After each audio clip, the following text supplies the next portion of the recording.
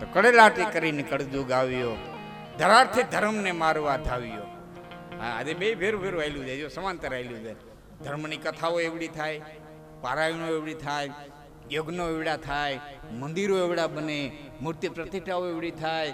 અહીં વાત મને કરતા હતા થોડી વાર પહેલાં કે અહીં તો ભાઈ સોનલ કંઈક માતાજીના નામ ઉપર જમણવારનું ભોજનાલય અકાવે છે. હા, ભોજનાલયો એવડા થાય, બહુ ધર્મદાના વૃદ્ધાશ્રમો એવડા ખુલે.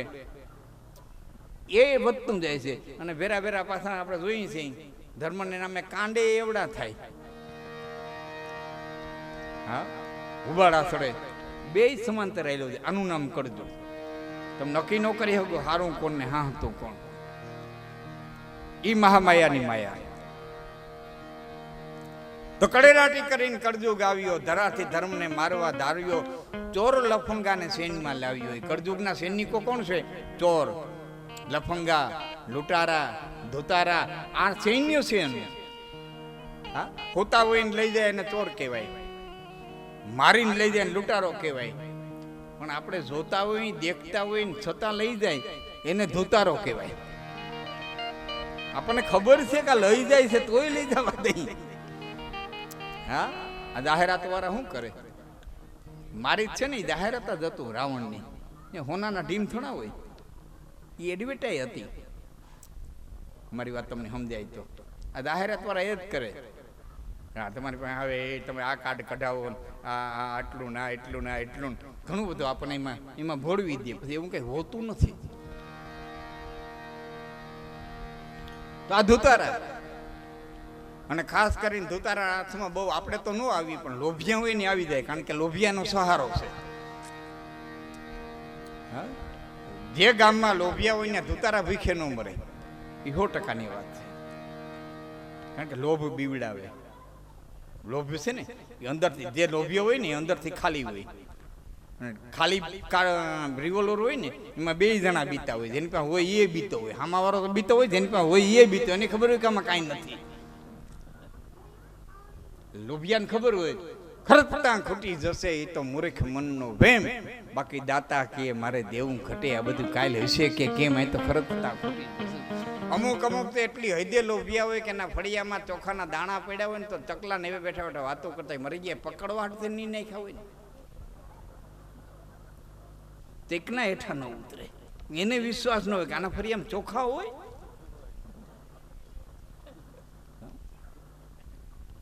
તો ચોર લૂંટારાને સંગ કડેલાટી કરી કળજુગ આવ્યો, ધરાથી ધર્મને મારવા ધાવ્યો, ચોર લૂંટારાને સૈન્યમાં લાવ્યો, અને લોભી લાલચુમાં ખૂબી ફાવ્યો. લોભિયામાં ખૂબ ફાવી જાય, લોભી લાલચુમાં ખૂબી ફાવ્યો. કેવો કે રાતેથી ખેડૂતો હરખથી આંકતા, નવ કોહે તાગનો આપતા, હુકાઈ ગયું હરવાણીયું થપાટેક લાગતા, કરી દીધા નવાણને કાકરા ભાગતા, રહ્યું નહીં ગૌચર ગાયુંને ચારવા. અડધી રાતનો સમય, શમશાનમાંથી આદમી નીકળો. બળી ગયેલા માણસના મળા પાસે બેઠી બેઠી એક બાઈ રસોઈ બનાવતી હતી. તલવાર ખેતીને પૂછ્યું, કોણ છો? વિશે કો મરદનો દીકરો. નકર તો અડધી રાતે ની ઉભો કેવાનો રહીએ. કોણ છો? બાઈ એમને બોલી, ચૂડેલ છો. શું કર? રસોઈ બનાવું. બળી ગયેલા માણાના તું ચિતા ઉપર કે તારે મન ચિતા છે, મારો તો ચૂલો છે, મારું તો રેઠાણ છે. અહીંયા તારે મન ચિતા છે, મારું તો ચૂલો છે. કોઈ બાળીને વ્યાજે હું રસોઈ કર દઉં. હું મૂક્યું માણસ ખોપરી મૂકી, એમાં હું ઉકળે કે દારૂનું આંધણ ઉકળે, એમાં હું રાંધવાની છું કે એમાં કૂતરાનું માંસ રાંધવાની છું. પડખે એક લાકડું ખોડ્યું હતું, એમાં એક પગરખું ટીંગાતું હતું, જોડું બુટ ટીંગાતું હતું. કે પછી આ જોડામાં લઈને ખાવાની છે કેમ, બુટમાં લઈને ખાવાની છે કેમ? જોડેલ કે પાત્ર તરીકે નથી રહી કે તો કે કોઈ નબળો માણસ અહીંથી નીકળે, નબળા વિચારનો નીકળે, અધર્મી અહીંથી નીકળે ને મારી રસોઈમાં નજર પડે ને મારી રસોઈ ફાટે નહીં, એટલે મેં નજરિયું ટાંગ્યું. સુખી માણાને ઘેરે દૂધપાકના ટોપ મુકાતા ને તેથી જૂનું પગરખું ટાંગતા. હું ભારે નજર વાળો આવે ને દૂધપાક બગડે નહીં, ફાટે નહીં. પંજાબની ગાડીઓ નથી નીકળતી, એમાં આગળ જૂનું પગરખું ટાંગ્યું. હું હારી ગાડીમાં કોઈ નજર ન લાગે, આ ખૂટકો છે. એટલે આ વ્યક્તિ કીધું કે ચિત્તા અગ્નિ મદિરા આંધણ અને રાંધણ માંસ રુધિર નર મુંડે નજર નાખી અને અભડાવે કોણ અધિક તીતા અગ્નિ મદિરા આંધણ અને રાંધણ માંસ રુધિર. એ બાય બળી ગયેલા માણાને તીતા, એમાં માણાની ખોપરી, એમાં દારૂનું આંધણ, એમાં કૂતરાનું માંસ રાંધવાની અને રાંધવા વાળી તું ચૂડેલી એક થી તળિયા તો હલકા નીત તમે ભેરા થયા છો. તમારાથી હલકું નીત જગતમાં કોણ હોય કે તારી રસોઈમાં નજર પડે અને તારી રસોઈ ફાટે. તે ફરીને બાઈ બોલી હતી કે ગૌ બ્રાહ્મણ અને ગરીબની જેને હળહળતી લીધી હોય હાય એવા નરાધમની નજરથી પછી ખાદ મારું અભડાય તો ગૌ બ્રાહ્મણ અને ગરીબની જેને હળહળતી લીધી હોય હાય, જેને ગૌચર ખેડા હોય, જેને ગાયોને પીડ્યું હોય, જેને બ્રાહ્મણોને પીડા હોય, જેને સાધુઓને પીડા હોય. હવે વચ્ચે વાત કરી દો. પધારો પધારો પધારો. સાધુ શબ્દ આવે ને એટલે આપણે હંમેશા માટે માની લઈએ કે સાધુ એટલે રામાનંદી ને કાપડી ને અતીત ને નાથ ને આપણા મગજમાં આ જ આવે ને. સાધુનો અર્થ થાય સજ્જન. સાધુનો અર્થ સજ્જન થાય. કઈ કઈ બોલ્યા હતા તો રામાયણ હાલી હાથ દે એટલે આપણે ખ્યાલ જ બેનોની ખાતે સાંભળ્યા છે.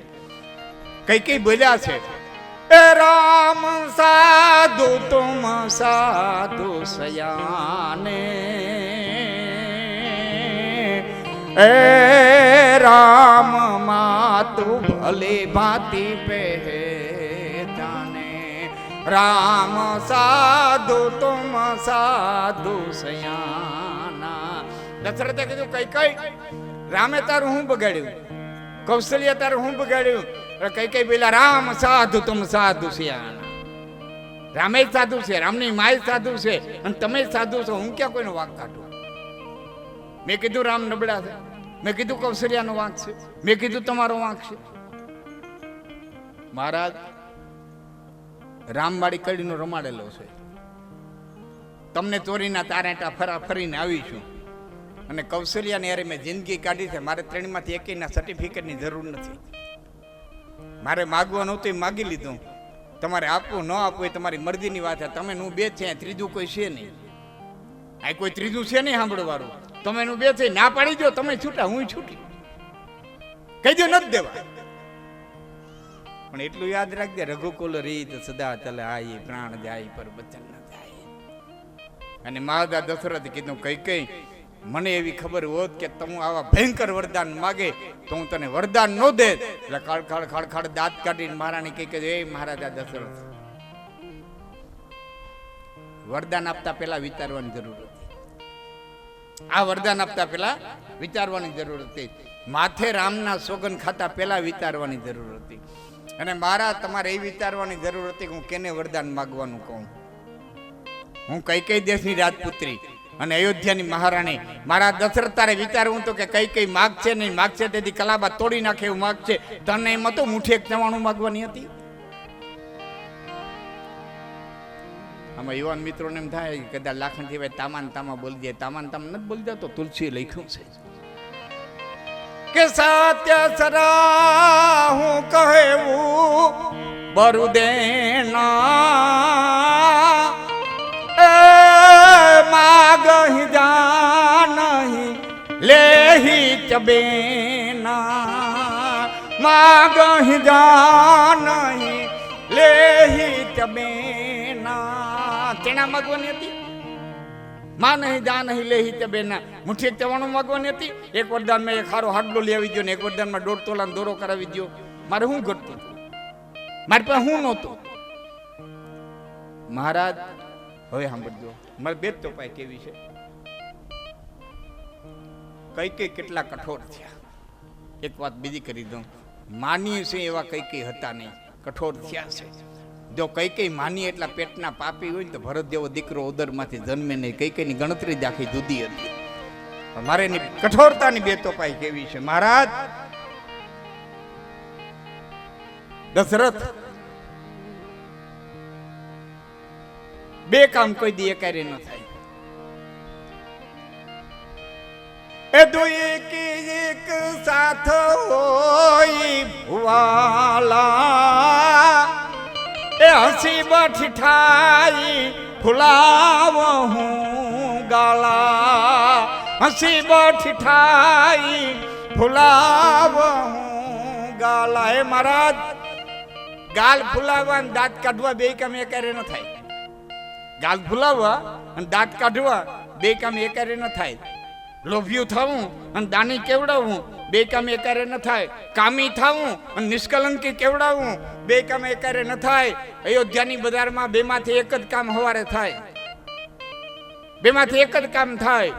કઈ પ્રાત સમય મુનિ બેસ ધરી અને જો રામ બન જાહી તો મોર મરાન રાવર યજસ એનું સમજી મન માહી સિયાવર રામચંદ્ર કી જય પવન સુત હનુમાન કી જય ઉમાપતિ મહાદેવ કી જય. વાર પડે પ્રાત સમય મુનિ બેસ ધરી સાધુનું વેશ ધારણ કરી જો રામ બન જાહી. જો રામ મનમાં ન જાય તો અયોધ્યાની બજારમાં બે જ ઘટના બને. કાં વલ્કો વસ્ત્ર ધારણ કરીને રામ મનમાં જાય અને કાં અયોધ્યાની બજારમાંથી કઈ કઈનું મળવું નીકળે. ત્રીજું ન બને. તમારી ઈચ્છા વરદાન દેવું ન દેવું આપવું ન. અને એમ કહે અને કઈ આમ ડગલું ભર્યું. મહારાજા દશરથે પગ પકડ્યો. ઘણાને પ્રશ્ન થાય, અયોધ્યાનો રાજા પગ પકડે? વાલ્મીકે લખ્યું છે પગ પકડ્યો. તુલસીદાસજીએ લખ્યું છે પગ પકડ્યો. પિંગળસિંહ બાપુએ લખ્યું છે પગ પકડ્યો. કે તો પાય લાગુ રાણી કે તો પ્રાણ ત્યાગુ રે.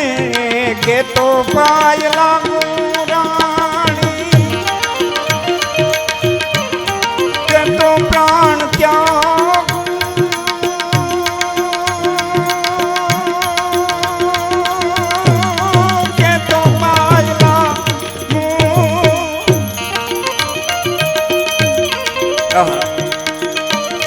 કે તો પ્રાણ ત્યાગુ રે. કે તો ભિખારી બનીને ભિક્ષા માગું રે. વનનો જે મારા રામને રે. કે તો ભિખારી બનીને ભિક્ષા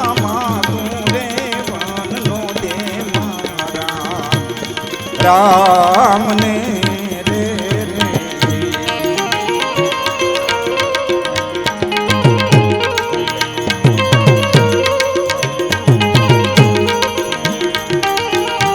એ મારો બાપડે વળી જાય જો.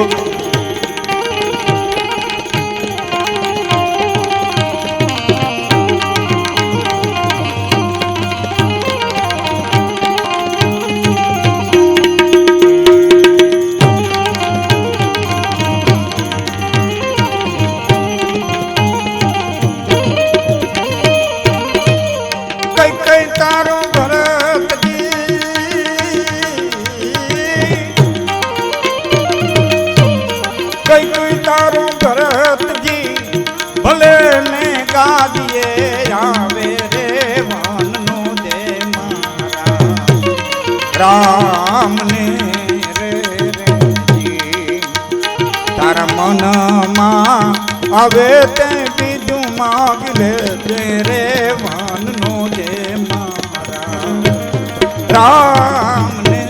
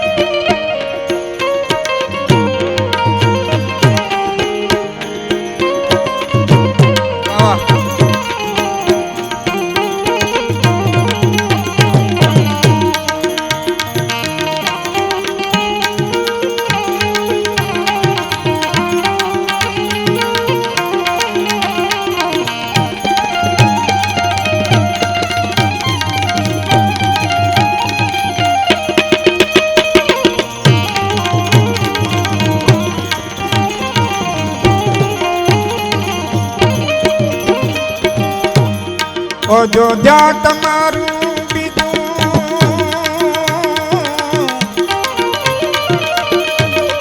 અભેથી ઉતારું રે અયોધ્યા તમારું બીજું અભેથી ઉતારું રે એવું મોત કા બગાડ કઈ કઈ મારું રે વનનો જે મારા રામને રે તારો ભરતજી ભલે ને ગાદીએ આવે રે વનનો જે મારા રામને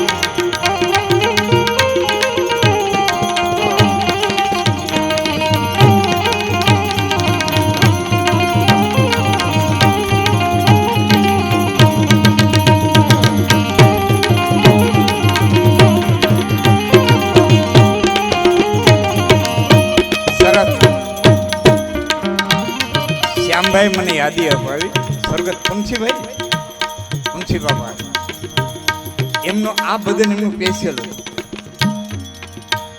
એવી કરણી મૂકીને ગયા અહીંથી એને આપણે યાદ કરવા પડે કારણ કે પરોપકારે જે જીવન જીવા હોય પરોપકાર સમ ધર્મ નહીં ભાઈ અને પર પીડા સમ નહીં અતમાઈ પરોપકારે જે થાય એટલે એને શ્રદ્ધાંજલિમાં એક કરી દડવા પોતે રે પોતાના ફળ નથી ખાતા રે ઉપકારી આત્મો રે દડવા પોતે રે પોતાના ફળ નથી ખાતા રે ઉપકારી આત્મો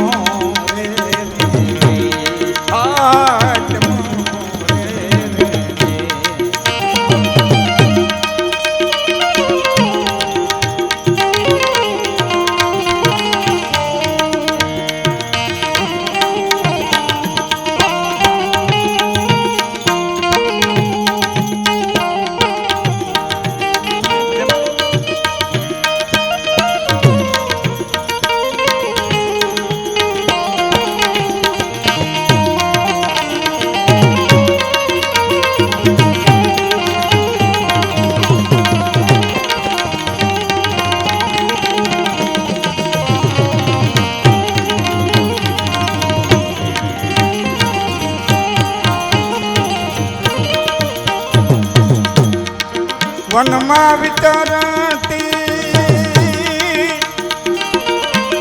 ગાસડા ચરતી રે વનમાં વિચરતી સરોવર તરવ સંતદન અને ચોથા વર્ષે મેં બધા પરોપકારી ગાસડા ચરતી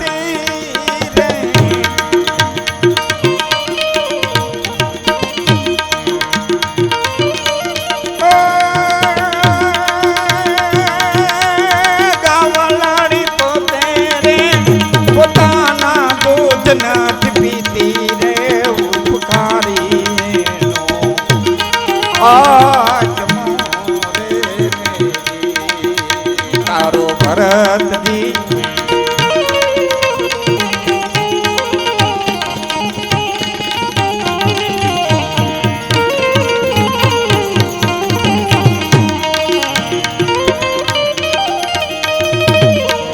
છેલ્લી કડી પછી મારે વાતો લેવું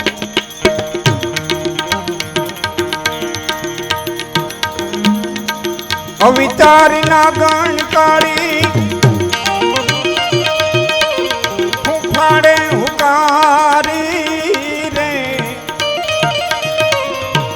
કડજામ મારે કટારી રે વનનો દે મારા રામને રે કહે રે પિંગળસી રાજા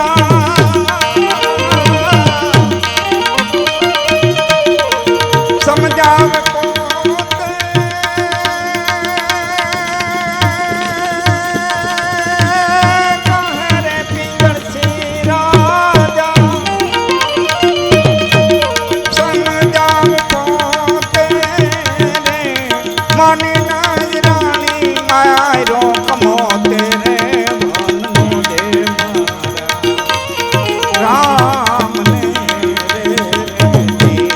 માની નાય રાણી માયો કમોતે રે વનવાસ દીધો રામ આ આખા ભજન અને અટાણ સુધી હું જે બોલ્યો એના સાર રૂપે આખી જિંદગી યાદ રાખો એવો એક જ શબ્દ કહું કે રામનો બાપ છોકરાઓના હાથના પાણી વિનાનો ગયો. આનાથી કર્મનો સિદ્ધાંત બીજે ક્યાં ગોતવા જાવ? બીજા લાખ વાતોના ગાડા ભરે, હજારો દાખલા દ્યો, પણ એટલું જ યાદ રાખી લ્યો કે રામનો બાપ દીકરાઓના હાથના પાણી વિનાનો ગયો. આનાથી વિશેષ કર્મનો સિદ્ધાંત બીજે ક્યાં ગોતો? રામના બાપને છોડતું ન હોય તો તમે હું કઈ વાડીના મૂળા મારા બાપ.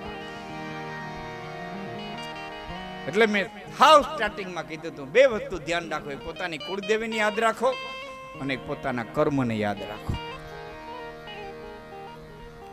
હવે લઈ જાઓ ભાઈ, હવે થોડીક વાર પાછું જયારે સંગીત આવે ને